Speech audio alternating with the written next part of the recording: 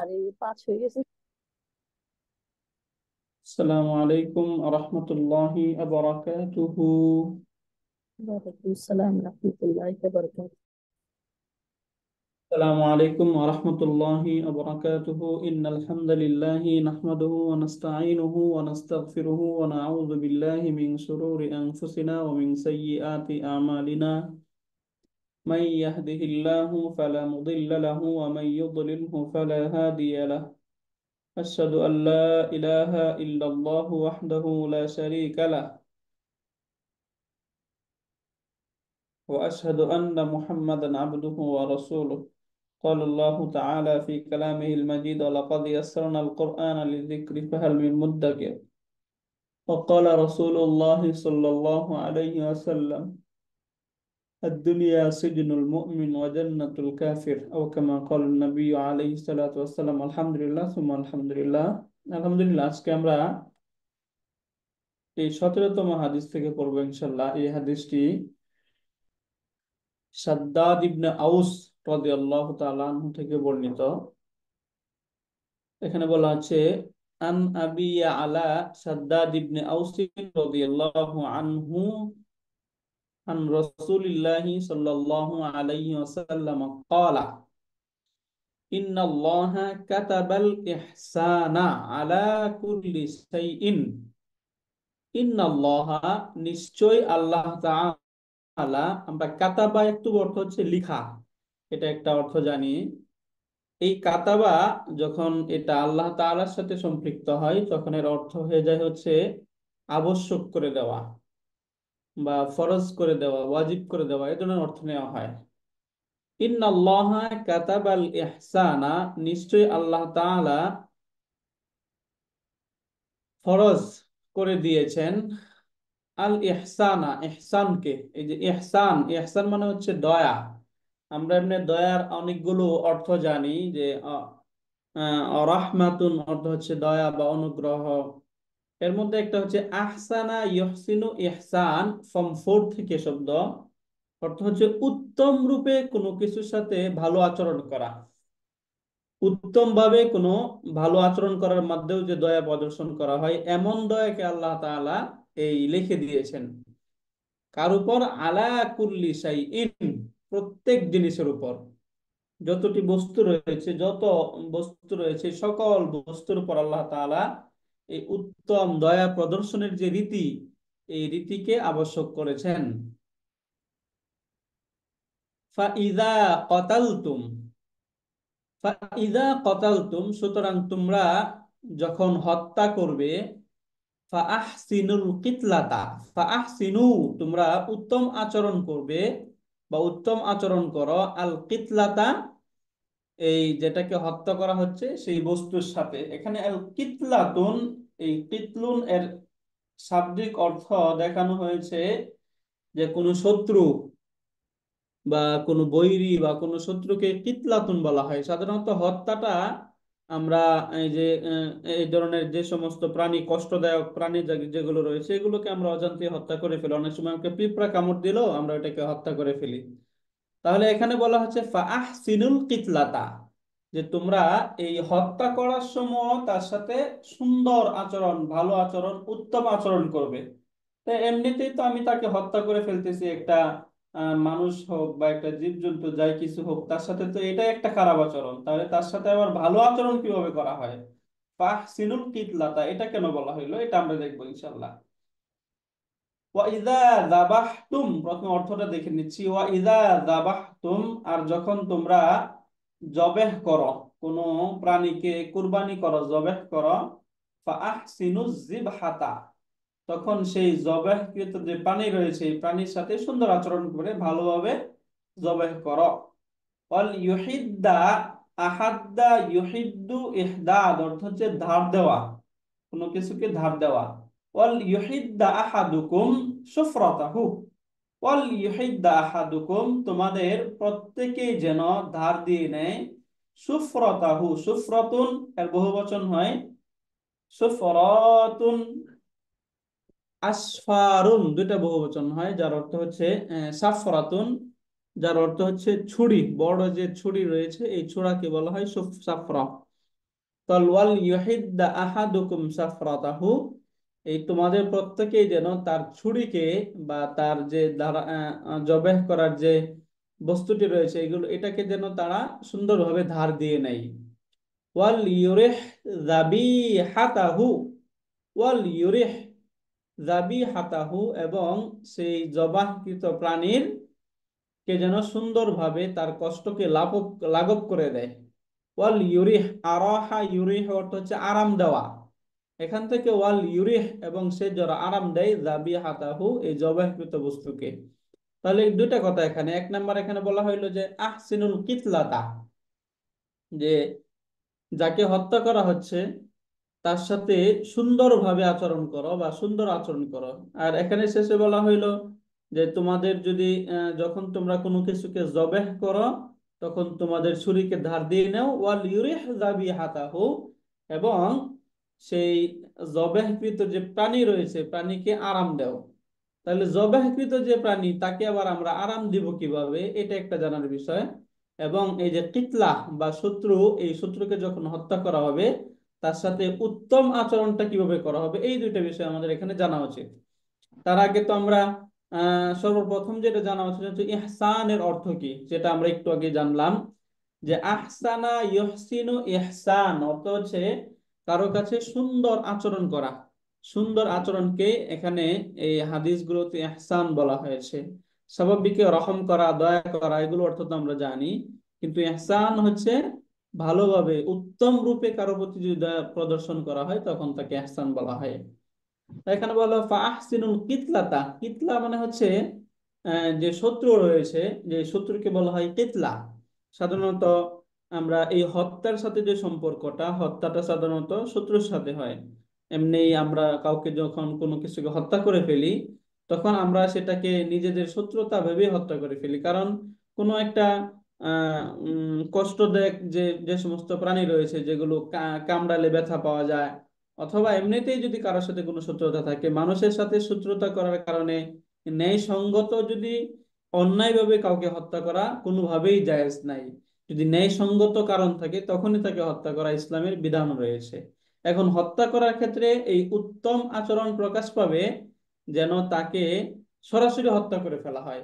অনেক সময় দেখে যে একটা পোকা আমাকে কামড় দিল কিন্তু আমি সেটাকে প্রথমে তার পাক ছিঁড়লাম, তারপরে তার একটা হাত ছিঁড়লাম, এটা অনেকে এরকম ভাবে করে। এই যে এইভাবে করাটা এটা ইসলামে জায়েজ নাই। যদি কাউকে হত্যা করতে হয় তাহলে একসাথে বা একটা থাপ্পড় দিয়ে মেরে ফেলা, তাকে আস্তে আস্তে মারা বা এক কষ্ট দিয়ে মারা, এটা হচ্ছে, এটা এহসান না। এই তার প্রতি এই বৈরী বা শত্রু যে এর প্রতি এহসান করাটার অর্থ হচ্ছে তাকে একসাথে মেরে ফেলা, এক থাপ্পড়ে বা এক কূপ দিয়ে মেরে ফেলা, এটাকে হচ্ছে এহসান। এহসানটা বুঝতে পারলাম যে কিতলা এই হত্যা করা, তারপরে আমি তার সাথে আমি এহসানটা কিভাবে করবো, এখানে আহসিনু সুন্দর আচরণ কিভাবে করব। তার সাথে সুন্দর আচরণ করার অর্থ হচ্ছে এটা যে ওই আমি যাকে হত্যা করতেছি তাকে কষ্ট না দিয়ে, একদম আস্তে আস্তে কষ্ট কষ্ট দিয়ে দিয়ে এইভাবে না হত্যা করে একসাথে হত্যা করে দেওয়া। ঠিক সিমিলার এখানেও ওয়াইদা যাবাহতুম, আর যখন তোমরা যাবাহতুম মানে এই যাবাহা ইয়াসবাহু অর্থ হচ্ছে জবেহ করা, যেটাকে এই জবেহ দেওয়ার উদ্দেশ্য হচ্ছে কুরবানি করা। ওয়াইদা যাবাহতুম, আর যখন তোমরা কোনো কিছুকে জবেহ করবে ফাআহসিনু যিবহাতা, তখন তার সাথে খুব সুন্দর এই যিবহা বা যার সাথে যাকে জবেহ করা হচ্ছে তার সাথে ভালো আচরণ করো। তার সাথে ভালো আচরণ মানে এই যখন আমরা কোনো একটা প্রাণীকে বা গাভী বা উট মহিষ ছাগল ভেড়া যা কিছুই রয়েছে এগুলোকে যখন আমরা জবেহ করি, জবেহ করার পর পরই দেখবেন অনেক কসাই যারা আছে তারা চামড়া চুলাতে শুরু করে দেয়। এটা নিয়ম না। এই আহসিন, এখানে আহসিনটা তখনই প্রকাশ পাবে যখন এই প্রাণীটা একদম পরিপূর্ণভাবে তার আত্মা চলে যাবে এবং তাকে এখন মনে হবে সে এখন তার মাঝে আর কোনো প্রাণের কিঞ্চিত মাত্র বাকি নেই, তখন তাকে এই চামড়া ছোলানো বা তার গোশত কাটা, এটা হচ্ছে তার প্রতি এই যে উত্তম আচরণ করা। তাহলে এই জবেহকৃত যে প্রাণী বা আমি যাকে জবেহ করতেছি তার প্রতি উত্তম আচরণ কোনটা হবে, যে যখন এটা পরিপূর্ণভাবে একদম বলা যাবে যে এখন সে পরিপূর্ণভাবে জবেহ করা হয়েছে, তখন তার সাথে এই ভালো আচরণ করা হবে। এবং ভালো আচরণের আরো দুইটা দিক শেষের দিকে বলে দেওয়া হচ্ছে। ওয়াল ইউহিদ্দা আহাদুকুম সাফরাতাহু, যখন তোমরা জবেহ করবে তখন তারা যেন তাদের ছুরিকে ধার দিয়ে নেয়। এমন এক ছুরি নিল যে ছুরিটা একদম ভোঁতা, যেটাকে গলায় যখন চালানো হচ্ছে তখন শুধু চালানোই হইতেছে কিন্তু গলা কাটতেছে না, তাহলে তো ওই প্রাণী কষ্ট হবে। এই জন্য এই আহসিন এর পূর্ব শর্ত হচ্ছে এই তারা যেন তাদের ছোড়া যে ছুরি রয়েছে যেটা দিয়ে পশুকে জবেহ করা হবে সেটাকে ধার দিয়ে নেয়। আরেকটা হচ্ছে ওয়াল ইউরিহ জাবি হাতাহু, এবং সে যেন তার রক্তকে বেশিভাবে যেন প্রবাহিত হয়ে সে যেন আরাম পায়। কিভাবে? যেমন আমরা যখন জবেহ করি, গরু হোক, মহিষ হোক বা উট হোক, যেটাই হোক, এখানে কণ্ঠনালী রয়েছে, কণ্ঠনালীর সাথে দুইটা রগ আছে, এই দুইটা রোগের সাথে রক্তের সম্পর্কটা বেশি। প্রথমেই যেন ওই দুইটা রগ সুন্দরভাবে কাটা হয়, এটা খেয়াল করা। শ্বাসনালীকে সুন্দরভাবে যেমন কেটে ফেলা হয়, তাহলে এই পশুর রক্ত সুন্দরভাবে বেরিয়ে যাবে। সে তার মৃত্যু যখন হবে, সে যখন এই জবে হবে তখন তার তেমন কষ্ট হবে না। আর যদি আমরা ওই রগগুলো না কাটি, তাহলে এই বারবার সে জবে করার পর পানিটা ছিটকাবে, রক্ত বের হতে কষ্ট হবে, ইত্যাদি ইত্যাদি কারণে তখন কষ্ট হতে পারে। এই জন্য শেষে বলে দিল ওয়াল ইউরিহ যাবিহাতাহু, এবং এই যাবিহা যেটা রয়েছে, এই যাবিহা যে জবাইকৃত পশু, এটাকে যেন আরাম দেওয়া হয়। তাহলে এখান থেকে এই ইন্নাল্লাহা কাতাবাল ইহসান, যেটা এই ইহসান গুলো আমরা বুঝলাম যে হত্যা যখন করা হবে কিতলা, যেমন আমরা জানি ইসলামে বিধান রয়েছে যদি যদি কোনো বিবাহিত মহিলা অথবা পুরুষ এগুলো যদি ব্যভিচার করে তাহলে তাদের প্রতি এক ধরনের শাস্তি রয়েছে। এই শাস্তির ক্ষেত্রেও এই আহসিনু, যেন তাদের প্রতি উত্তম আচরণ বা উত্তম দয়াটা প্রদর্শন করা হয়। এখান থেকে অনেকেই আল্লামা নবী রহমতুল্লাহ এই কথা বলেছেন যে যখন তাকে এই হত্যা করা হবে, আমরা জানি ওটাকে ওই যে সঙ্গে সার করা হয় বলে, এটাকে একদম মাথা গলা পর্যন্ত মাটিতে পুঁতে তারপর তাকে পাথর নিক্ষেপ করে হত্যা করা হয়। এই হত্যা করার ক্ষেত্রেও যেন তার সাথে উত্তম আচরণ বা উত্তম দয়া প্রদর্শনের মাধ্যমে তাকে হত্যা করা হয়।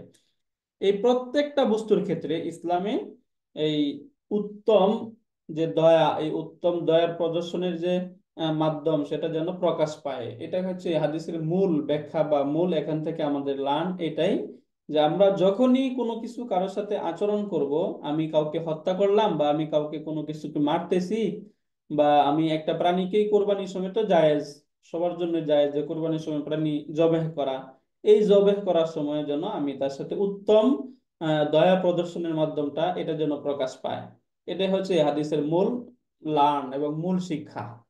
তাহলে এখান থেকে মৌলিকভাবে আমরা যে বিষয়গুলো দেখলাম, এক নাম্বার হচ্ছে যে কিতলা, যে এই যার সাথে যে সেটা প্রাণী হোক, বস্তু হোক বা কোনো ব্যক্তি হোক, যেই হোক তার সাথে এই উত্তম দয়া প্রদর্শন করতে হবে। এবং কুরবানির যে পশু রয়েছে তার সাথে উত্তম দয়া প্রদর্শন করা হবে। এবং তার মাধ্যম কি, এখান থেকে অনেকে মাসলা বের করেছেন যে কুরবানির সময় যে কুরবানির একটা পশু যখন জবে করা হচ্ছে তার সাথে আরেকটা পশু বেঁধে না রাখা, একটা পশুর সামনে আরেকটা পশুকে জবেহ না করা, এটাও একটা উত্তম দয়া প্রদর্শনের মাধ্যম হতে পারে, যে আলাদাভাবে জবাই করা। কারণ কারণ যখন কোনো একটা পশুকে জবাই করা হচ্ছে অন্য আরেকটা পশুর সামনে, তখন সে এটা দেখছে, দেখে তার কষ্ট লাগতে পারে।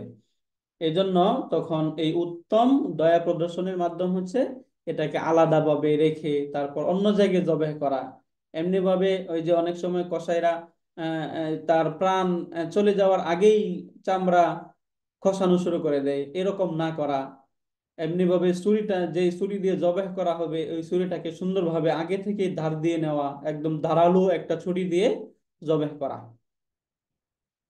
তাহলে এখান থেকে আমরা যে বিষয়গুলো বুঝলাম আলহামদুলিল্লাহ, এখান থেকে এটাই যে মূল বিষয় বা মূল শিক্ষাই হচ্ছে এটা, যে ইসলামের প্রত্যেকটা বস্তুর সাথে আমাদের এইভাবে উত্তম যে দয়া প্রদর্শন, এই দয়া প্রদর্শন করতে হবে। আল্লাহ পাক আমাদেরকে তৌফিক দান করুন। আমরা হাদিসটা বুঝতে পেরেছি আলহামদুলিল্লাহ। আপনারা দুইজন আছেন, আপনার এমনি হাদিসের অর্থ, এমনি ভাবে হাদিসের যে বাক্যগুলো রয়েছে এগুলো আমরা বুঝতে পেরেছি। জি এগুলো জি, আলহামদুলিল্লাহ বুঝতে পেরেছেন। আমরা একটু হাদিসের যে আমরা এই যে তারকিবটাও যদি দেখি, যেমন ইন্না, ইন্নাটা আমরা জানি ইন্নাটা হচ্ছে হারফুন মুসাব্বাহুন বিল ফেল। ইন্না এগুলো হারফু নাসবিন ওয়া তাওকিদুন বলা হয়। এগুলো দুইটা কাজ করে, যে তার একটা ইসিম থাকবে এবং তার একটা খবর থাকে, তাই না? তার ইসিমটাকে মানসুব বলে এবং খবরটাকে মারফু বানিয়ে দেয়। তাহলে ইন্না, এই আল্লাহ যে শব্দটা আমরা পাচ্ছি, আল্লাহ এই শব্দটা হচ্ছে ইন্না এর ইসিম, ইসমু ইন্না বলে এটাকে। এরপরে কাতাবাল্লাহুল ইহসান আলা কুল্লি শাইইন, এটা একটা জুমলাতুন ফি'লিয়া যেটা আমরা বুঝে গিয়েছি। কাতাবা আল ইহসানটা হচ্ছে মাফউল এবং আলা কুল্লি শাইইন হচ্ছে মুতাআল্লিক এই কাতাবা ফেইলের সাথে। তাহলে ফেইল ফাইল মুতাআল্লিক মিলে জুমলাতুন ফি'লিয়া হয়ে এই ইন্না এর খবরু ইন্না। এরপরের গুলো আমরা বুঝে গেছি। ফাইদা, ইদাটা হচ্ছে জরফুজ জামান তাদাম্মানা মা'না শর্ত। এই কুলতুমটা হচ্ছে ফেইলুশ শর্ত। ফাহসিনুল কিতলাতা এটা হচ্ছে জওয়াবুশ শর্ত। তাহলে ফেইলুশ শর্ত জওয়াবুশ শর্ত মিলে ওয়াল জুমলাতু আলা উসলুবিশ শর্ত, এই যে জুমলাটা হচ্ছে উসলুবুশ শর্ত, শর্তের একটা জুমলা। এটাও সিমিলার এটার মতোই। ফাহসিনুজ যাবিহাতা এটা হচ্ছে জওয়াবুশ শর্ত, ইদাটা হচ্ছে হারফুশ শর্ত এবং যাবাহতুম এটা হচ্ছে শর্ত। বাকিগুলো এগুলো সব এই যে জওয়াবুশ শর্তের সাথেই সম্পৃক্ত হবে। এই ওয়াটা যেহেতু হারফুল আতফ, এখানে ওয়াটা হারফুল আতফ, এই দুইটাই আতফ হয়েছে এই আহসিনু এটার উপর। তাহলে এই পুরাটাই সবগুলো ক্ষেত্রে সেটা হচ্ছে জওয়াবুশ শর্ত, ফেইলুশ শর্ত এবং জওয়াবুশ শর্ত। এই ছিল হাদিসের বাক্যগত যে তারকিবগত অবস্থা, এটা আমরা একটু দেখলাম। এরপরে আমরা এখান থেকে 18তম যে হাদিস এটা একটু দেখি আমরা। এটা আবু যার রাদিয়াল্লাহু তাআলা আনহু থেকে একটি হাদিস বলা হচ্ছে, আন আবি যাররিন জুনদাব ইবনে জুনাদাতা, আবু যার জুনদুব ইবনে জুনাদা রাদিয়াল্লাহু তাআলা আনহু থেকে, আন আবি আব্দুর রহমান মুআয ইবনে জাবাল রাদিয়াল্লাহু তাআলা আনহুমা, মুআয ইবনে জাবাল রাদিয়াল্লাহু তাআলা আনহু থেকে বর্ণিত, আন রাসূলিল্লাহি সাল্লাল্লাহু আলাইহি ওয়াসাল্লাম ক্বালা, রাসূল সাল্লাল্লাহু আলাইহি ওয়াসাল্লাম বলেন, ইত্তাকিল্লাহা, ইত্তাকি, ইত্তাকা ইত্তাকি, এখান থেকে ইত্তাকি হচ্ছে আমর, ইত্তাকিল্লাহা তুমি আল্লাহ তাআলাকে ভয় করো, হাইসুমা কুনতা তুমি যেখানেই থাকো সেখানেই তুমি আল্লাহ তাআলাকে ভয় করো। হাইসুমা মানে যেখানেই, কুনতা তুমি থাকো। ইত্তাকিল্লাহা হাইসুমা কুনতা তুমি যেখানেই থাকো সেখানেই আল্লাহ তাআলাকে, ওইভাবে আল্লাহ তাআলাকে ভয় করো। ওয়া আতবিইস সাইয়্যাতাল হাসানাতা, ওয়া আতবিইস সাইয়্যাতা এবং আল হাসানাতা, এই আল হাসানাতা তুমি, এই আস-সাইয়্যা অর্থ হচ্ছে খারাপ বা অমন্দ, যে কাজটা স্বতঃসিদ্ধ না, যেটা জায়েজ নাই, এই কাজকে বলা হয় আস-সাইয়্যা। তাহলে ওয়া আতবিইস সাইয়্যাতাল হাসানাতা, এবং তুমি খারাপ কাজ করার পর ভালো কাজ করো। এমন কেমন ভালো কাজ? তামহুহা, যে এই কাজটা, এই ভালো কাজটা সেই খারাপ কাজকে মুছে দিবে। ওয়া আতবিইস সাইয়্যাতা, এবং তুমি খারাপ কাজের পর আল হাসানাতা ভালো কাজের সঙ্গ দাও। আতবা আইতবি অর্থ হচ্ছে সংযোজন করা, অনুসরণ করা। এখান থেকে ওয়া আতবিইস হাসানাতা, তুমি এই হাসানা বা ভালো কাজকে সঙ্গ দাও, সংযোজন করো। কখন? আস-সাইয়্যাতা, এই খারাপ কাজের পরে। তাহলে এই আল হাসানাতার এখানে একটা হাল বা তার অবস্থা বোঝাচ্ছে। তাহলে এটা কেমন, এই কাজটা কেমন হবে? তামহুহা, এই তামহু, এই তামহুহা এটা, এই আস-সাইয়্যা যেটা আছে, এই আস-সাইয়্যা খারাপ কাজটাকে এই ভালো কাজটা মুছে দিবে। এটা একটা হাদিসের বাক্য। এরপর একটা হচ্ছে ওয়া খালিকিন নাসা, খালাকা ইউখালিকু মুখালাকাতুন, অর্থ হচ্ছে কারোর সাথে সুন্দর আচরণ করা, ভদ্র আচরণ করা, ভালো আচরণ করা। তো ওয়া খালিকিন নাসা, এবং তুমি মানুষের সাথে আচরণ করো, বিখুলুকিন হাসানিন, খুলুক অর্থ হচ্ছে আচরণ বা তারও যে আহ, আহ, নীতি রয়েছে এটাকে বলা হয় খুলুক। বিখুলুকিন হাসানিন সুন্দর চরিত্রের মাধ্যমে, অখালিকিন নাসা বিখুলুকিন হাসানিন, এবং তুমি মানুষের সাথে সুন্দর চরিত্রের মাধ্যমে ভালো আচরণ করো। দুটা কথা এখানে বলা হইলো যে এই হাদিসের অর্থগুলো থেকে আমরা এর মর্মটা বুঝে যাচ্ছি যে আমরা যেখানে যে অবস্থায়, যে যেখানেই থাকি সে অবস্থায় আমরা আমাদেরকে আল্লাহ তাআলাকে আমাদের ভয় করা উচিত। এটা এই ইত্তাকিল্লাহা হাইসুমা কুনতা, এটা এখান থেকে বুঝে গেলাম। ওয়া আতবিইস সাইয়্যাতাল হাসানাতা তামহুহা, এবং খারাপ কাজের পরপরই ভালো কাজ করা, যেন ওই ভালো কাজটা খারাপ কাজকে মুছে দিতে পারে। অখালিকিন নাসা বিখুলুকিন হাসানিন, এবং এই খুলুকিন হাসান, উত্তম আচরণের মাধ্যমে মানুষের সাথে ভালো আচরণ করা, ভালো আচরণের সাথে মানুষের সাথে ভালো আচরণ করা। তাহলে এটা তো আমরা এখান থেকে বুঝে গেলাম। এখন কথা হচ্ছে, খারাপ কাজের পরপরই যদি ভালো কাজ করা হয়, তাহলে এখানে সব খারাপ কাজ কি, ওই ভালো কাজটা কি সব খারাপ কাজকে মুছে দিবে? যেমন যদি আমি এমন একটা কাজ করলাম যে আমি একটা কবিরা গুনাহ করে ফেললাম, আল্লাহ তাআলার সাথে শিরক করে ফেললাম, তাহলে এটা একটা খারাপ কাজ, খারাপ গুনাহ, একটা গুনার কাজ করে ফেললাম আমরা। এরপরে যদি আমি কোনো ভালো কাজ করি, কোরআন তেলাওয়াত করি, সাদাকা করি, অথবা সিয়াম পালন করি, উমরা করি, তাহলে এই ধরনের যে বড় ধরনের যে আমি অপরাধ করলাম, এই অপরাধটা কি, এই ভালো একটা কাজ, আমি 2 রাকাত নফল নামাজ পড়ে ফেললাম, তাহলে এই ভালো কাজটা কি সেই খারাপ কাজকে মুছে ফেলবে কিনা, এই ব্যাপারে 2 ধরনের অপিনিয়ন ব্যক্ত করেন মুহাদ্দিসিনে কেরাম। যারা এই হাদিসে যারা তাফসীর করেন, ব্যাখ্যাকারক, এই ব্যাখ্যাকারকগণ 2 ধরনের অপিনিয়ন ব্যক্ত করেন। প্রথমটা হচ্ছে, তারা বলেন যে হ্যাঁ, কিছু মুহাদ্দিসিনে কেরাম রয়েছেন, তারা বলেন যে যদি এরপর পরে কোনো ভালো কাজ করে ফেলা হয়, খারাপ কাজের পরপরই ভালো কাজ করে ফেলা হয়, তাহলে এই ভালো কাজটা কবিরা গুনাহ যদি কেউ করে, একদম বড় ধরনের কোনো গুনাহ যদি করে, তাহলেও সেই গুনাহকেও মুছে দিতে পারবে। আরেক দল, তাদের ভিন্ন এক অপিনিয়ন তারা ব্যক্ত করেন, তারা বলেন না, এখানে যে যে আল হাসানাতা তামহুহা, যে ভালো কাজ সেই খারাপ কাজকে মুছে ফেলবে, এর দ্বারা উদ্দেশ্য হচ্ছে এখানে গুনাহে সগীরা, যেটা এই যদি কোনো ছোট গুনাহ বা ওই বড় মাপের কোনো গুনাহ না করে থাকে, তাহলে এই ছোট ধরনের গুনাহ ভালো কাজকে মুছে দিতে পারবে। কিন্তু বড় ধরনের কোনো গুনাহ যদি সে করে ফেলে, গুনাহে কাবিরা যেগুলো রয়েছে, এগুলো কিন্তু এই তার পরবর্তী যে কোনো ভালো কাজ করে, তাহলে সেগুলোকে মুছে দিবে না। এই বাক্যটাতে এই 2 ধরনের ব্যাখ্যা তারা প্রদান করেন, যেটা আমরা এখান থেকে বুঝতে পারলাম। কারণ এখান থেকে আমরা বুঝতেছি, যদি আমি তাহলে যে কোনো একটা বড় ধরনের কোনো একটা কবিরা গুনাহ করার পর যদি আমি সাদাকা করে দিই, তাহলে সেই গুনাহ মাফ হয়ে যাওয়ার কথা। কিন্তু এখান থেকে ওই পরবর্তী যে মুহাদ্দিসিনে কেরাম যে অপিনিয়নটা বললেন, এটাই বেশি যুক্তিযুক্ত, যে আসলে এই খারাপ কাজ করার পর পরে যদি কেউ গুনার কাজ করার পর পরে যদি ভালো কাজ করে ফেলে, নেক আমল করে ফেলে, তাহলে এই নেক আমলটা গুনাহে কাবিরা যেগুলো রয়েছে এগুলোকে মুছতে পারবে না, মুছে ফেলবে না, ওগুলো মাফ হবে না। কিন্তু যদি গুনাহে সগীরা হয়, ছোট গুনাহ যেগুলো, এগুলো মাফ হয়ে যাবে।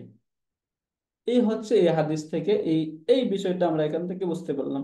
তাহলে এখান থেকে আমাদেরকে মৌলিকভাবে যেটা আমরা শিখতে পারলাম, সেটা হচ্ছে যে যখনই আমার দ্বারা কোনো গুনাহ হয়, সেটা এই গুনাহের পরপরই আমাদেরকে আরেকটা ভালো কাজ বা আরেকটা সওয়াব হয়, এরকম একটা ভালো কাজ আমাদের করে ফেলা উচিত।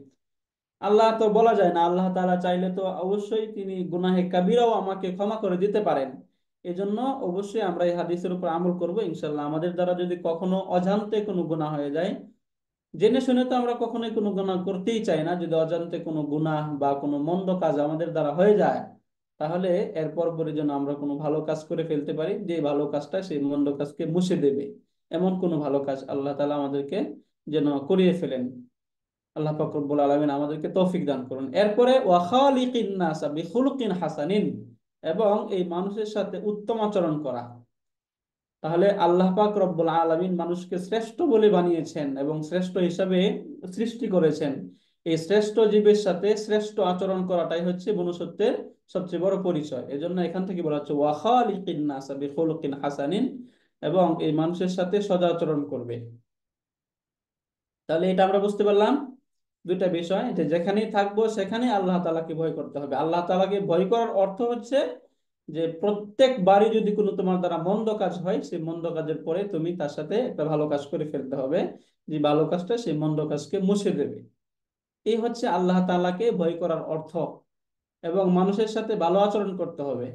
তাহলে এই 2টা কাজ যদি আমরা করতে পারি, তাহলে ইত্তাকিল্লাহ হাইসুমা কুনতা, যে যেখানেই তুমি থাকবে সেখানে আল্লাহ তাআলাকে ভয় করা হবে। এই আল্লাহ তাআলাকে ভয় করার 2টা মাধ্যম বুঝতে পারলাম আমরা, আলহামদুলিল্লাহ 2টা মাধ্যম। ওকে, আমরা এটা বোঝার পর আমরা ইনশাল্লাহ এই 19তম হাদিসটা, একটু বড় হাদিস, এটা ইনশাল্লাহ আজকে আমরা পড়ে নিচ্ছি। আন আব্দুল্লাহ ইবনে আব্বাস রাদিয়াল্লাহু তাআলা আনহু ক্বালা আব্দুল্লাহ ইবনে আব্বাস রাদিয়াল্লাহু তাআলা আনহু বলেন, কুনতু খালফা রাসূলিল্লাহি সাল্লাল্লাহু আলাইহি ওয়াসাল্লাম ইয়াওমান।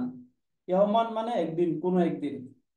যে তিনি বলতেছেন যে আমি কুনতু খালফা রাসূলিল্লাহি সাল্লাল্লাহু আলাইহি ওয়াসাল্লাম, আমি রাসূল সাল্লাল্লাহু আলাইহি ওয়াসাল্লামের পিছনে ছিলাম। ইয়াওমান কোন একদিন, কোন একদিন আমি রাসূল সাল্লাল্লাহু আলাইহি ওয়াসাল্লামের পিছনে ছিলাম।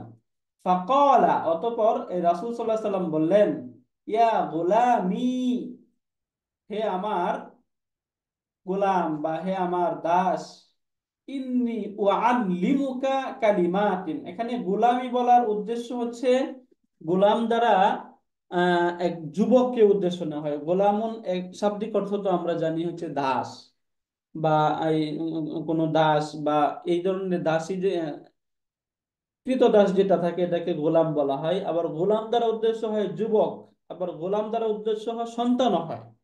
এখানে গোলামি বলে রাসূল সাল্লাল্লাহু আলাইহি ওয়াসাল্লাম ওই যুবককে উদ্দেশ্য করেছেন, ইয়া গোলামি মানে হে যুবক, ইন্নী উআল্লিমুকা বিকালিমাতিন, আল্লামা ইউআল্লিমু তালিম, ফর্ম টু থেকে শব্দ অর্থ হচ্ছে শিক্ষা দেওয়া।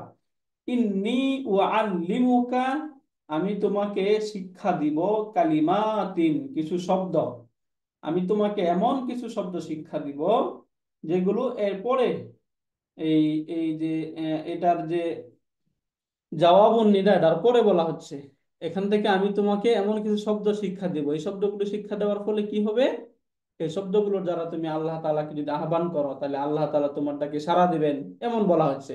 প্রথমে বলা হচ্ছে ইহফাজিল্লাহ, তুমি আল্লাহ তাআলাকে সংরক্ষণ করো, আল্লাহ তাআলাকে স্মরণ করো। হাফিজা ইহফাজ অর্থ আমরা জানি, অর্থ হচ্ছে সংরক্ষণ করা। এখানে আরেকটা অর্থ হয় স্মরণ করা। তাহলে ইহফাজিল্লাহ, তুমি আল্লাহ তাআলাকে সংরক্ষণ করো। ইয়াহফাজকা, তাহলে আল্লাহ তাআলা তোমাকেও স্মরণ করবেন। এখানে আমরা হওয়ার কথা ছিল ইয়াহফাজুকা, এখানে এই যে আর ফেলে মুদারে এখানে মাজজুম হয়ে গেল কেন, এটা আমরা জানি যে এটা হচ্ছে আমর। তাহলে ইহফাজিল্লাহ এটা হচ্ছে আমর, এবং জাওয়াবুল আমর হচ্ছে ইয়াহফাজকা। তাহলে আমরা জানি জাওয়াবুল আমর যেটা সেটা মাজজুম হয়। তাহলে ইহফাজিল্লাহ, তুমি আল্লাহ তাআলাকে সংরক্ষণ করো, ইয়াহফাজকা, আল্লাহ তাআলা তোমাকে সংরক্ষণ করবেন। ইহফাজিল্লাহ তাজিদ তুজাহাকা, ইহফাজিল্লাহ তুমি আল্লাহ তাআলাকে সংরক্ষণ করো, স্মরণ করো। তাজিদহু, ওয়াজাদা ইয়াজিদু অর্থ হচ্ছে পাওয়া। তাজিদহু তুমি তাকে পাবে, তুজাহাকা তোমার সামনে, তুমি তাকে তোমার সামনে পাবে। তুমি যদি আল্লাহ তাআলাকে সংরক্ষণ স্মরণ করো তাহলে আল্লাহ তাআলাকে তুমি তোমার সামনে পাবে। এরপরে আরেকটা উপদেশ এখানে দেওয়া হচ্ছে, ইদা সাআলতা ফাসআলিল্লাহ। ইদা সাআলতা যখন তুমি চাইবে, যখন কোনো কিছু তোমার চাওয়ার প্রয়োজন হয়, ফাসআলিল্লাহ তুমি আল্লাহ তাআলার কাছেই চাইবে। ওয়া ইদা ইসতাআনতা ফাসতাইন বিল্লাহ। ওয়া ইদা ইসতাআনতা, এবং যখন তুমি সাহায্য প্রার্থনা করবে বা সাহায্য প্রার্থনা করো, ফাস্তাইন বিল্লাহ তখন আল্লাহ তাআলার নিকট সাহায্য প্রার্থনা করবে। তাহলে তিনটা উপদেশ পেলাম এখানে আমরা। এক নাম্বার, যখন তুমি আল্লাহ তাআলাকে হেফাজত করলে আল্লাহ তাআলা তোমাকে হেফাজত করবেন, এবং তুমি আল্লাহ তাআলাকে স্মরণ করলে তুমি আল্লাহ তাআলাকে তোমার সামনে পাবে। তিন নাম্বার যেটা, যখন তুমি কোনো কিছু চাইবে তখন আল্লাহ তাআলার কাছে চাইবে, এবং যখন সাহায্য প্রার্থনা করবে তখন আল্লাহ তাআলার কাছেই সাহায্য প্রার্থনা করবে। ওয়া আলাম, জেনে রাখো, আন্নাল উম্মাতা লাউজতামাআত, আন্নাল উম্মাতা নিশ্চয় যে উম্মত বা এই জাতি, লাউ ইজতামাআত যদি একত্রিত হয় কি বিষয়ে, আলা আইয়ান ফাউকা বিশাইইন, আলা এই বিষয়ে যে আইয়ান ফাউকা তারা তোমাকে উপকৃত করবে, বিশাইইন কোনো বিষয়ে, কোনো বিষয়ে তারা তোমাকে উপকৃত করার জন্য যদি পুরা জাতীয় একত্রিত হয়, লাম ইয়ানফাউকা তারা তোমাকে উপকার করতে পারবে না, ইল্লা বিশাইইন কোনো কিছুই, সেই বিষয়টি ছাড়া, ইল্লা বিশাইইন তবে সেই বিষয়ে, কদ কাতাবাল্লাহু লাকা যে বিষয়টা আল্লাহ তাআলা তোমার জন্য বাজেট করেছেন। আল্লাহ তাআলা তোমার জন্য যে বাজেট রেখেছেন এই বাজেট ব্যতীত কোনো, এই পুরা উম্মত বা পুরা জাতীয় যদি ঐক্যবদ্ধ হয় যে তোমাকে উপকার করতে, তাহলেও তারা কি করতে পারবে না, উপকার করতে পারবে না।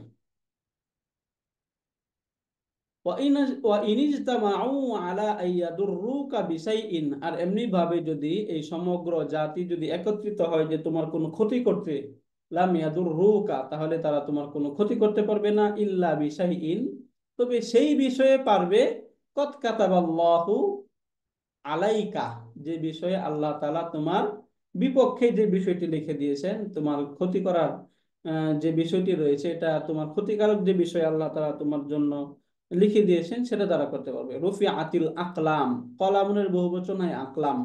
এরপরে হাদিসের সর্বশেষ শেষে বলা হচ্ছে রুফি আতিল আকলামু, এই আকলাম বা কলমকে উঠিয়ে নেওয়া হয়েছে, ও জাফফাতিস সুহুফু, এবং এই পৃষ্ঠা যেগুলো রয়েছিল পৃষ্ঠাগুলো শুকিয়ে গিয়েছে। জাফফা ইয়াজুফু অর্থ হচ্ছে শুকানো, অজাফফাতিস সুহুফু, এবং পৃষ্ঠাগুলো শুকিয়ে গিয়েছে। এই হচ্ছে হাদিসের একটা অর্থ।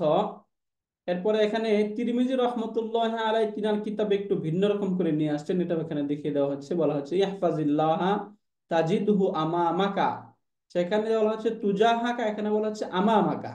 আমাম অর্থ সামনে, আমরা জানি যে তুমি আল্লাহ তাআলাকে সংরক্ষণ করো, তাহলে তুমি তাকে সামনে পাবে। তাআররাফ ইলাল্লাহি ফির রাখাই, রাখা মানে হচ্ছে স্বাচ্ছন্দ্যময় যে দিন রয়েছে, এই দিবসগুলোকে রাখা বলে, যেটা সুখ শান্তির সময়। এই রাখা মানে হচ্ছে সুখময় যে সময়গুলো রয়েছে, এই সময় তুমি তাআররাফ, আল্লাহ তাআলাকে স্মরণ করবে। ইয়া আরিফুকা ফি সিদ্দাতি, তাহলে আল্লাহ তাআলা দুঃসময়ে দুর্দিনে তোমাকে স্মরণ করবেন। ওয়া আলাম আন্নামা আখতাআকা, যা তুমি ব্যর্থ হয়েছ, নিশ্চয়ই যে বিষয়ে বা যাতে তুমি ব্যর্থ হয়েছো, যা তুমি হারিয়েছো, যা তুমি পাওনি, লাম ইয়াকুন লিয়ুসিবুকা, সেটা তোমার কখনোই পাওয়ার ছিল না।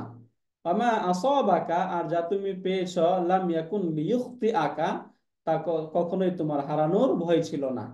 তো আলাম আন্নান নাসরা মাআস সাবরি, জেনে রাখো, আন্নান নাসরা, সাহায্য, মাআস সাবরি, ধৈর্যের সাথে আসে। সাহায্যটা বা হেল্প যেটা আসে সেটা হচ্ছে ধৈর্যের সাথে আসবে। ও আন্নাল ফারাজা, এবং এই ফারাজ স্বাচ্ছন্দ্যময় যেটা সুখ, এই সুখটা আসবে মাআল কারাব, দুঃখের সাথে। সুখটা সবসময় দুঃখের বেশে আসে, ধৈর্য সবসময় এই দয়া, সাহায্য সবসময় ধৈর্যের বেশে আসবে। ও আন্না মাআল উসরি ইউসরা, এবং সবসময় কঠিনের পরই সহজতা আসে।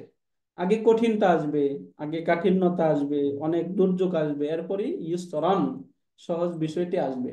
তাহলে এখান থেকে বেশ কয়েকটা উপদেশ আমরা পেলাম। এই হাদিসে মূলত অনেকগুলো উপদেশ দেওয়া হয়েছে, যে তুমি যদি আল্লাহ তাআলাকে সংরক্ষণ করো, তাহলে আল্লাহ তোমাকে সংরক্ষণ করবেন। এখন আল্লাহ তাআলাকে আমি কিভাবে সংরক্ষণ করব, প্রশ্ন হয়, তাই না? আল্লাহ তাআলাকে সংরক্ষণ না, আল্লাহ তাআলা আমাদেরকে সংরক্ষণ করে, আমরা আল্লাহ তাআলা কিভাবে সংরক্ষণ করব? এখানে ইহফাজিল্লাহ বলার অর্থ হচ্ছে আল্লাহ তাআলাকে সংরক্ষণ করা, মানে আল্লাহ তাআলার যে বিধান রয়েছে, যে সমস্ত বিধান আল্লাহ পাক রব্বুল আলামিন আমাদেরকে দিয়েছেন, এই বিধানগুলোকে ঠিক মতো মেনে চলার মাধ্যমে সেগুলোকে সংরক্ষণ করা। যদি আমরা আল্লাহ তাআলার বিধানকে মানি, তাহলে আল্লাহ তাআলাকে সংরক্ষণ করা হবে, তখন আল্লাহ তাআলা আমাদেরকে সংরক্ষণ করবেন। এই হাদিসের ইহফাজিল্লাহ, আল্লাহকে সংরক্ষণ করা মানে আল্লাহ তাআলার যে বিধিবিধানগুলো রয়েছে এগুলোকে সংরক্ষণ করা। তাহলে এগুলোকে সংরক্ষণ করলে আল্লাহ তাআলা তোমাকেও সংরক্ষণ করবেন। এরপরের বাক্যে বলা হলো ইহফাজিল্লাহ তাজিদ তুজাহাকা, তাজিদ, তুমি তাকে পাবে তোমার সামনে। তাহলে আল্লাহ তাআলাকে আমি আমার সামনে পাবো, এর অর্থ কি? আমি কি আল্লাহ তাআলাকে আমি আমার এই চর্মচক্ষে দেখতে পাবো? না, এটার দ্বারা উদ্দেশ্য এটা না। এটার দ্বারা উদ্দেশ্য হলো যে এখানে যে বলা হলো যে তুমি আল্লাহ তাআলাকে সংরক্ষণ করো। আল্লাহ তাআলা সংরক্ষণ মানে আল্লাহ তাআলার যে বিধিবিধান, যে সমস্ত বিষয় আল্লাহ তাআলার আওয়ামের এবং নাওয়াহি রয়েছে, আল্লাহ তাআলা যে সমস্ত বিষয় আমাদেরকে আদিষ্ট করেছেন এবং নিষেধ করেছেন, এই সবগুলো যদি আমরা মেনে চলতে পারি, তাহলে আল্লাহ তাআলা আমাদেরকে এমন এক হৃদয় দিবেন, বা আমাদের বক্ষকে এমন ভাবে উন্মোচিত করে দিবেন, যে আমরা আমরা যেন মনে হবে যে আল্লাহ তাআলাকে আমি আমার সামনে থেকে দেখতে পাচ্ছি। এরকম হৃদয় আল্লাহ তাআলা আমাদেরকে করে দিবেন। এটা কখন হবে? ইহফাজিল্লাহ, যখন আমরা আল্লাহ তাআলাকে, আল্লাহ তাআলার যত বিধিবিধান রয়েছে সবগুলোকে মানতে পারবো। এরপর আরেকটা সুন্দর একটা উপদেশ, ওয়া ইযা সাআলতা ফাসআলিল্লাহ, এখানে বলা হলো যখন তোমার কোনো কিছু চাওয়ার প্রয়োজন হয় তখন আল্লাহ তাআলার কাছে চাও। এখান থেকে তো আমরা বুঝে গেলাম যে আল্লাহ তাআলা আসলে অন্য কারো কাছে আমরা কোনো কিছু চাই, এটা আল্লাহ তাআলা পছন্দই করেন না। এই হাদিসের আঙ্গিকে বলা হয়েছে, এক সময় সাহাবায়ে কেরাম রাসূল সাল্লাল্লাহু আলাইহি ওয়াসাল্লাম তাদের কাছে উক্তি নিয়েছিলেন যে তোমরা কখনোই কারো কাছে কিছু চাইবে না, আল্লাহ তাআলার কাছে একমাত্র চাইবে। সাহাবায়ে কেরামের অবস্থাটা এরকম ছিল যে একজন সাহাবী উটের উপর উঠেছেন, উটের উপর ওঠার পর তার হাত থেকে উটের যে চাবুক রয়েছে অথবা কোনো একটা রশি রয়েছে, উট ধরার যে রশিটা, রশিটা তিনার হাত থেকে মাটিতে পড়ে গেছে। তারপরে নিচে থাকা কোনো ব্যক্তিকে তারা বলতেন না যে এটা আমাকে একটু উঠিয়ে দাও, বরং তারা উট থেকে নেমে নিজেরা এটা উঠাইতেন। তাহলে এখান থেকে বোঝা গেল যে ইযা সাআলতা ফাসআলিল্লাহ, যখন কোনো কিছু আমরা চাইবো তখন একমাত্র আল্লাহ তাআলার কাছেই চাওয়া উচিত, কারণ এই দেওয়ার মালিক তো আল্লাহ তাআলা, মানুষ তো আর দিতে পারে না, তাই না? এই জন্য আল্লাহ তাআলার কাছেই চাইবো। সিমিলার এরপরে বাক্যটা ওয়া ইদাস্তাআনতা ফাস্তাইন বিল্লাহ, সাহায্য যখন চাইবে কোনো কিছুর বিষয়ে, প্রার্থনা যদি করো তাহলে আল্লাহ তাআলার কাছেই প্রার্থনা করা উচিত। এটা তো আমরা সহজেই বুঝি যে আছে আল্লাহ তাআলা ছাড়া কারো কাছে প্রার্থনা করা উচিত না। এরপরে বলা হলো, এরপরের গুলো সহজ, ও আলাম আন্নাল উম্মাতা লাউ ইজতামাআত আলা আইয়ানফাউকা বিশাইইন, যে যদি সমগ্র উম্মত মিলে যায়, ঐক্যবদ্ধ হয় যে তোমাকে কোনো উপকার করবে, তাহলে আল্লাহ তাআলা যে তোমার জন্য বাজেট করেছেন, কদ কাতাবাল্লাহু লাকা, যেটা আল্লাহ তাআলা তোমার জন্য নির্ধারণ করেছেন, এটা ছাড়া আর কোনো উপকার করতে পারবে না। তাহলে এখান থেকে আমরা বুঝতে পারলাম যে সাহায্য যে আমরা চাইবো বা কারো কাছে যদি কোনো প্রার্থনা করি, তাহলে এই প্রার্থনা করার ফলে যদি সমগ্র জাতি মিলেও চেষ্টা করে, তাহলে আল্লাহ তাআলা আমার জন্য যে পরিমাণ বাজেট রেখেছেন এর চাইতে বাইরে আমার কোনো উপকার তারা করতে পারবে না। বিপরীত মুখে যদি সমগ্র জাতি মিলে আমার কোনো ক্ষতি করতে চায়, তাহলে আমার কোনো ক্ষতি করতে পারবে না, যদি আল্লাহ তাআলা আমার ক্ষতি করতে না চান। যদি আল্লাহ তাআলা আমার ক্ষতি করতে চান, তাহলে আল্লাহ তাআলা করতে পারবেন, সারা জাতি মিলেও সেই ক্ষতি করতে পারবে না যদি আল্লাহ তাআলা না চান সেই ক্ষতি না করতে। তাহলে এই দুইটা বিষয় আমরা সহজেই এই বাক্য থেকে বুঝে গেলাম। এরপরে এখানে বলা হচ্ছে রুফিআতিল আকলাম, এই কলম, যে এখানে কলম বলতে এই রিজিক বা আল্লাহ তাআলা আমাদের জন্য যে বাজেট রেখেছেন, এই বাজেটটা নির্ধারিত হয়ে গেছে এটা বোঝানো হয়েছে। আমরা যখন কোনো কিছু লিখি কলম দ্বারা, লিখার পর লিখা যখন শেষ হয়ে যায় তখন আমরা কলম উঠিয়ে ফেলি না, এখানে ওই বিষয়টাকে বলা হচ্ছে রুফি আতিল আকলাম, যে লেখার পর যার যতটুকু বাজেট ছিল এই বাজেট লেখার পর এই কলমকে উঠিয়ে নেওয়া হয়েছে। এবং কলমকে উঠিয়ে নেওয়ার পর অনেক সময় দেখা যায় জেলকালি যদি থাকে তাহলে লেখার একটু পরে সেটা শুকিয়ে যায়, তাই না? এই জন্য বলো ওয়াজাফাতিস সুহুফ, এবং যে পেজগুলোতে লেখা হয়েছিল সেই পেজগুলোর কালিও শুকিয়ে গিয়েছে। তাহলে মানে এই দুইটা বাক্যের দ্বারা বোঝা যায় যে আমরা যতই চেষ্টা করি না কেন, আমাদের জন্য যে পরিমাণ বাজেট ছিল এই বাজেট করা হয়ে গিয়েছে, এখন বাকি চেষ্টাটা, আমরা চেষ্টা চালালে আমরা সেটা সেই প্রতিফল ভোগ করতে পারবো। এখন এই হাদিসটাই অন্যভাবে এখানে দেওয়া হয়েছে যে তোমার সামনে আল্লাহ তাআলাকে পাবে, মানে সামনে কখন পাবো? যখন আমরা এই আল্লাহ তাআলার যত বিধিবিধান রয়েছে সবগুলোকে যখন আমরা মেনে চলতে পারবো, তখন এইগুলো আমরা আল্লাহ তাআলাকে সামনে পাবো। এবং যদি আমরা আল্লাহ তাআলাকে সুদিনে স্মরণ করি, তাহলে আল্লাহ তাআলা আমাদেরকে দুর্দিনে স্মরণ করবেন। তার মানে যখন আমরা সুস্থ থাকি, স্বাবলম্বী থাকি, যখন আমার কাছে টাকা পয়সা আছে, তখন আমার উচিত যেন আমি ওই সময় সাদাকা করি বেশি বেশি। যখন আমি সুস্থ, ওই সময় আল্লাহ তাআলার বেশি ইবাদত করা উচিত। এই বিষয়টা এখানে বোঝানো হলো। তাহলে যদি আমরা এগুলো করতে পারি, তাহলে যখন আমার দুর্দিন চলে আসবে, আমার যখন গরিবের অবস্থা চলে আসবে, তখন আল্লাহ তাআলা আমাকে এই হেল্প করবেন, সহায়তা করবেন। এবং এবং যা তুমি হারিয়ে ফেলেছো, মানে যেটা ভুল তুমি করেছো বা যেটা তুমি পাওনি, লাম ইয়াকুন লিয়ুসিবুকা, সেটা তোমার পাওয়ার ছিল না, এটা করে কোনো আফসোস করার নেই। আমরা অনেক সময় আফসোস প্রকাশ করি বা দুঃখ বেদনা প্রকাশ করি যে এটা তো আমি পাইতাম, আমার তো এটা পাওয়ার উচিত ছিল, কিন্তু এটা আমি পেলাম না। আসলেই না, বিষয়টা এরকম না। বিষয়টা হচ্ছে যেটা তুমি পাও নাই সেটা তোমার আসলে পাওয়ারই ছিল না, আর যেটা তুমি পেয়েছো সেটা তোমার যাওয়ার ছিল না, এটাই তোমার জন্য বাজে। এরপরে সর্বশেষ সুন্দর কথা বলে দেওয়া হলো যে আন্নান নাসরা মা'আস সাবরি, যে ধৈর্যের সাথেই সাহায্য আসবে। যদি পর্যাপ্ত পরিমাণ দিনের যে সমস্ত বিষয় রয়েছে, দিন পালন করতে গেলে অনেক ধরনের বিপর্যয় আসবেই, সেগুলোকে যদি সবর করে আমরা ধৈর্যের সাথে চলতে পারি, ধৈর্যের সাথে মোকাবেলা করতে পারি, তাহলে আল্লাহ তাআলার পর সাহায্য আসবেন। যেমন আমরা যদি বদরের যুদ্ধের দিকে দেখি, যে সেখানে সাহাবায়ে কেরাম একের পর একজন শহীদ হচ্ছিলেন, এবং কি একটা মানে দুর্যোগ অবস্থা চলতেছিল। এই একটা বিপরীত মুখী একটা সময়কে তখন সাহাবায়ে কেরাম রাসূল সাল্লাল্লাহু আলাইহি সাল্লাম ধৈর্যের সাথে মোকাবেলা করেছেন, তখন তারা ধৈর্য ধারণ করেছিলেন। এরপরে আল্লাহ তাআলা তিনার নুসরত, তিনার সাহায্য প্রেরণ করেছেন। এটার একদম চাক্ষুষ প্রমাণ আমরা সেই যুদ্ধে পাই। সেই ঘটনা পড়লে আমরা সেখানে দেখবো। ওয়া আন্নাল ফারজা মাআল কারাব, ফার্জ মানে হচ্ছে সচ্ছলতা, কারব মানে হচ্ছে দুরবস্থা। তাহলে এই দুরবস্থাটা সচ্ছলতার সাথে আসে। প্রথমেই যে আমি সচ্ছল হয়ে যাব বা সব বিষয়ে যে আমি সফল হয়ে যাবো বিষয়টা এরকম না। কোনো কোনো বিষয়ে আমি অকৃতকার্য হতে পারি, সফল নাও হতে পারি, তবে তখনও ধৈর্য ধারণ করতে হবে, তাহলে আমাদের এই সচ্ছলতা আমরা ফারাজ পাবো। ওয়ান্না মাআল ইসরি ইউসরা, এবং প্রত্যেক কঠিনের সাথে সহজটা থাকবে।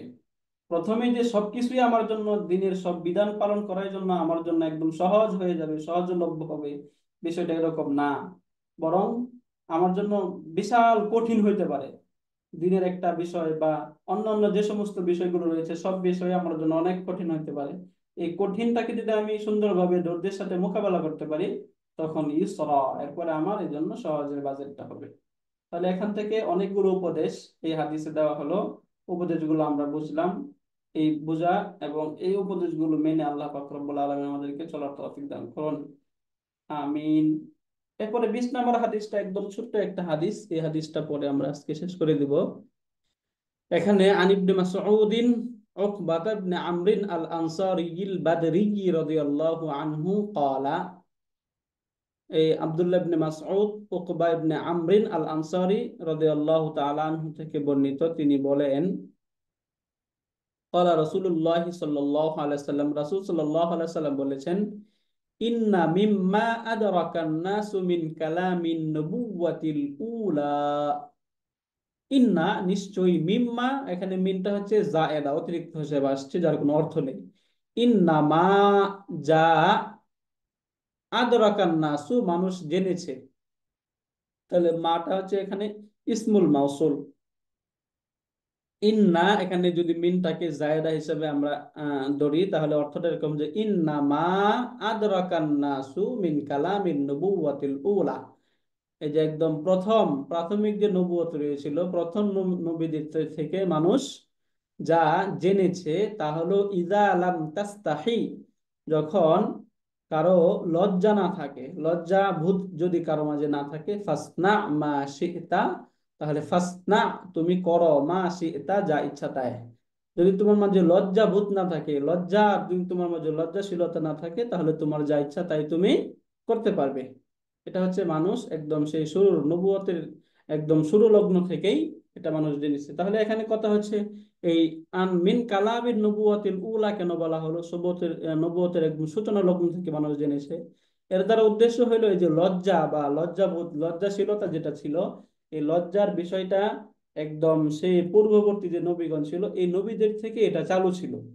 অর্থাৎ এই লজ্জাবোধ থাকাটা এটা অনেক গুরুত্বপূর্ণ একটা জিনিস। যদি কোনো কাজ করতে গিয়ে আমি লজ্জা না পাই, তাহলে কিন্তু আমার দ্বারা সেই নির্লজ্জকর কাজটাও হয়ে যেতে পারে।